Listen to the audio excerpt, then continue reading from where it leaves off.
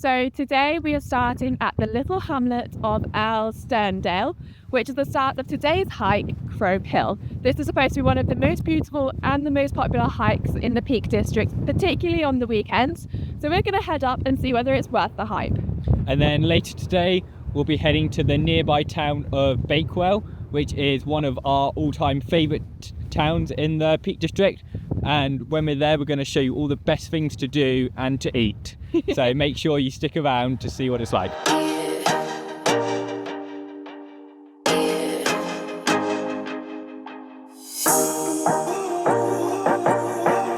So we've literally just started this hike and already the landscape is incredible. It's actually insane.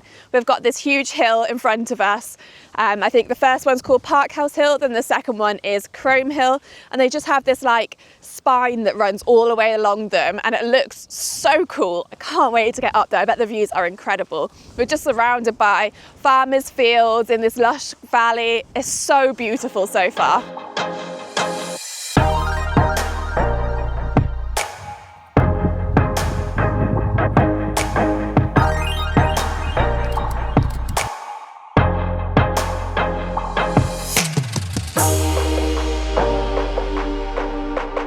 Just made it to the bottom of Parkhouse Hill. It looked quite steep. There is like a path that snakes up, but it definitely doesn't look as steep on the camera as what it is. But it's meant to be fairly challenging, but definitely manageable. But apparently the next one, Crome Hill, is even steeper and harder. So looking forward to that. So it's definitely getting steep now. It's turning into a bit of a scramble up here. It's just completely loose rock and slippy mud, so definitely be careful when you're coming up here and do have good footwear on. We did go for hiking boots today just because we heard it can get quite slippy and dangerous, so if you are coming, just be prepared. This is what it's like.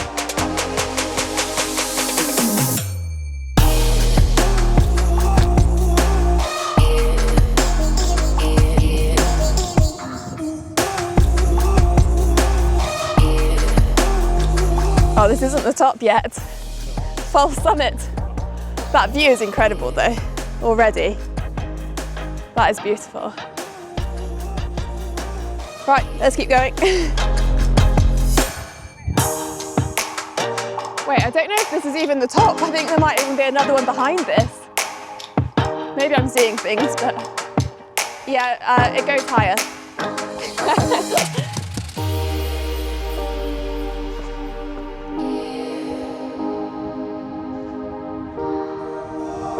Oh, the views just keep getting better and better.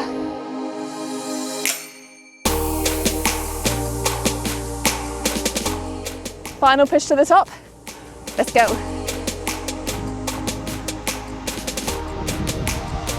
It's the top.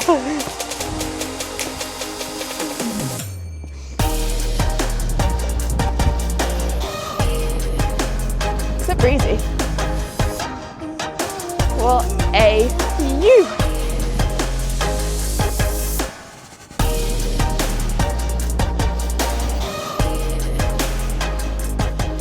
So the way up actually wasn't all that bad if you're wearing sensible footwear. It was steep, but not as bad as it looked. And yes, there were some loose areas, but I think if you take it slow and wear good footwear, you'll be absolutely fine. It wasn't actually as bad as it looked. So now we're just about to descend Parkhouse Hill before heading up Crome Hill. So we saw a few people at the top who warned us that the way down is just as steep and just as much of a scramble as the way up. So I'm really looking forward to that, as the way down always tends to be harder than the way up. We've just come to like the edge and it just looks like the path drops off the edge of a cliff, so it should be fun. God, this one definitely is a scramble. This is much less of a path than it was last time going up. Might be some bum scooching. Elegance and grace.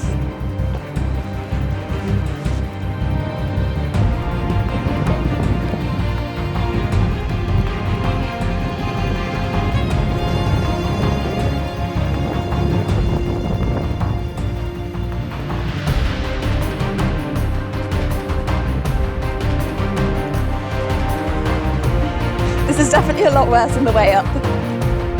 The way up at least had a clear path.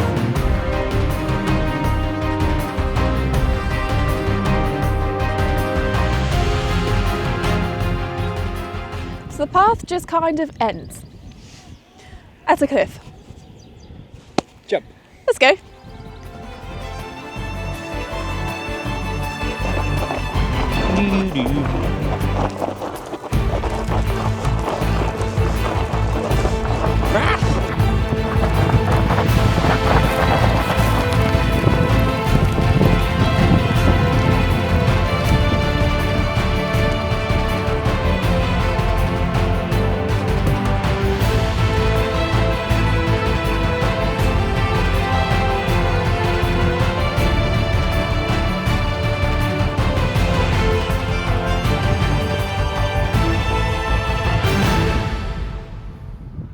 We survived Parkhouse Hill.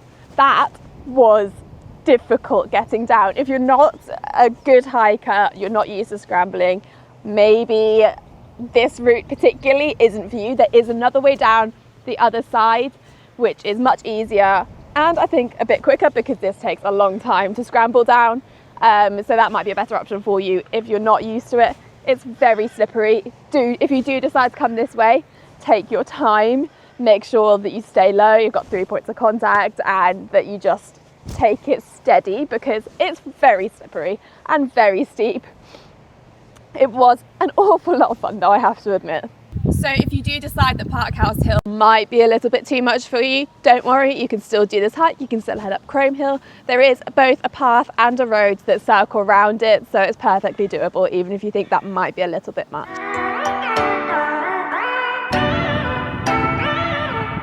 Now we're about to climb Crome Hill, which is basically as soon as you come down you start ascending the other.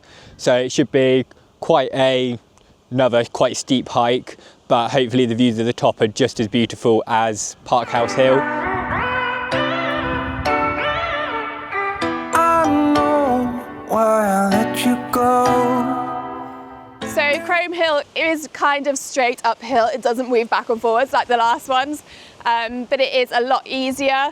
It's not quite as steep and it's much more grippy than the others. There's like clear foot holes for you to put your feet in, so it's much more enjoyable so far.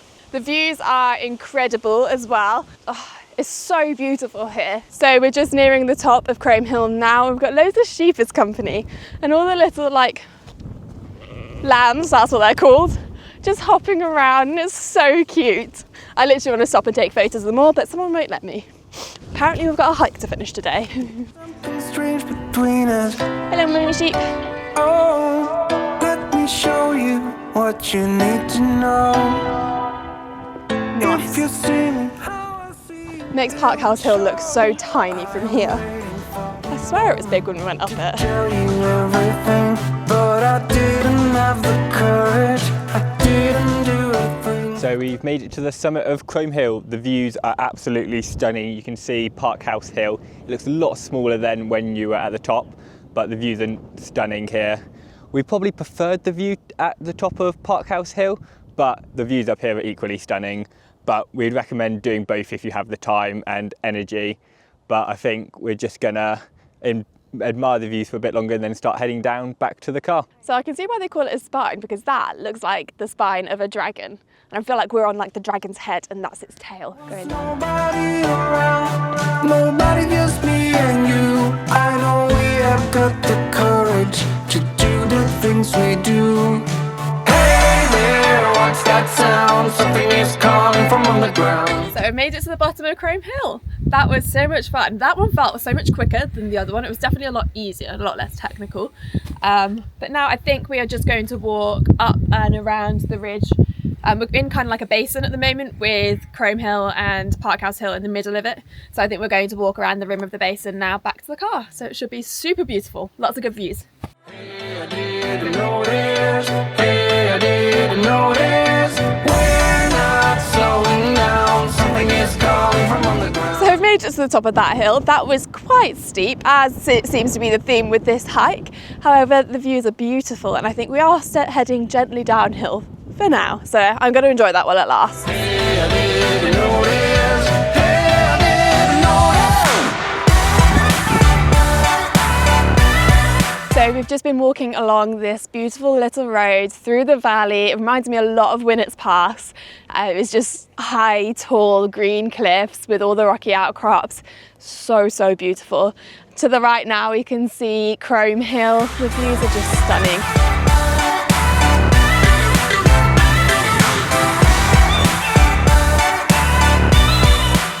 So we've made it back to Earlsterndale. It was about a 5-mile hike. It was super beautiful, highly recommend it. I think that's one of my favourites so far. Yeah, definitely. A lot of people do this one. It can get quite busy, especially at the weekends, but we'd probably say it's worth it just for the stunning views, but it can get challenging at times, so do be prepared if you are coming. But I think we're off to our next location now, which is one of our favourite towns in the whole of the Peak District, so we're really looking forward to that. So we've just taken a little drive, about 20 minutes, and we've come a place which is Megan and I's probably favourite place in the whole of the Peak District. It's this cute little town called Bakewell, and it's got one famous thing about it, but there's so much to do here, and we're going to show you all the best things to do if you're visiting this beautiful town. So our first stop in Bakewell is probably my favourite shop in the whole of Bakewell. It is the Georgian House Sweet Shop. Basically it's loads of traditional sweets, there's hundreds to choose from, and obviously I had to get some. It's cash only, so make sure you know that before coming, but there's so many different options. We highly recommend coming here if you're into sweets.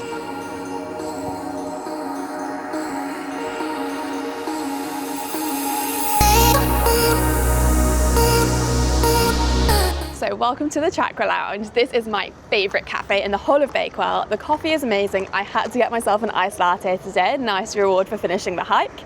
They do amazing food. There's loads of vegan, vegetarian options, and it's really reasonably priced. I would highly recommend coming here when you're in Bakewell.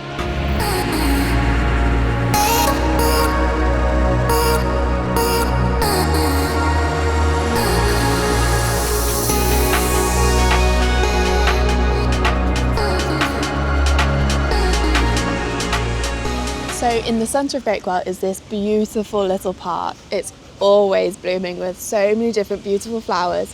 Honestly, there's never been a time of year that we've been here where it isn't blooming with flowers. We've been in summer, spring, autumn, winter, like every single season of the year, and it's always got flowers and it's always so beautiful, and it's just so peaceful as well. It's a perfect place to stop and get away from the hustle and bustle of the town and just relax for a little bit.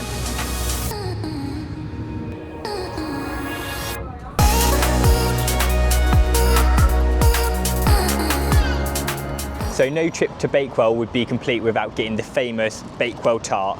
So basically it is pastry with strawberry or raspberry jam in and frangipane, which is an almond-like cake, and then also it's got icing on top and a glazed cherry. You can also get non-icing ones that has almond and almond flakes on top, which is meant to be the traditional one.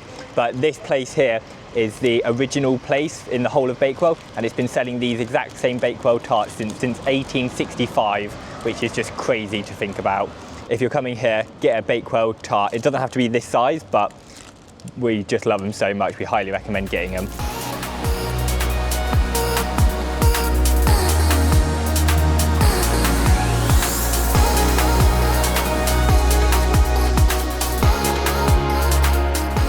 So this is my absolute favourite part of Bakewell. I think it's so beautiful. You've got a river running down, you've got the most beautiful houses either side.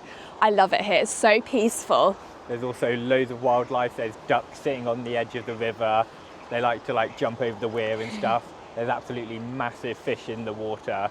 You can just stay here and just sit on a bench and just watch the animals and just be at peace. It's just so tranquil and peaceful. We highly recommend coming here. So apart from its food and its coffee, Bakewell actually has so much to offer and we love it so much. It has the cutest little pubs, has quaint little bookshops, boutique shops, bakeries on every corner. It's such a cute little town. Whether you're just stopping in for an hour or two, or whether you want to extend your stay, spend a whole day or even a week basing yourself in Bakewell, there's so much to do, there's so much that we love to explore, and it's just the most beautiful little town. So hopefully we've done our jobs and shown you how amazing Bakewell is, and that it really is worth visiting when you're in the Peak District. It's one of our favourite towns. It has so much to offer, so much good food. and it's just really beautiful and a nice place to be. So definitely add it to your Peak District bucket list. And then also the hike earlier today, Crome Hill, has been quickly added to one of our favourite hikes in the whole of the Peak District. It was so beautiful. The views at the top were just stunning. We loved it so much there. So tomorrow is the weekend, which is famously busy in the Peak District. So we're going to try and avoid the majority of the tourists and go on a little hike that's lesser known to most, but it's supposed to be really beautiful with amazing views of the surrounding countryside. And I've heard that you can even see across to Manchester and even Liverpool on a clear day. So that should be pretty cool. So if you like this video, give it a thumbs up and subscribe. So see you in the next one.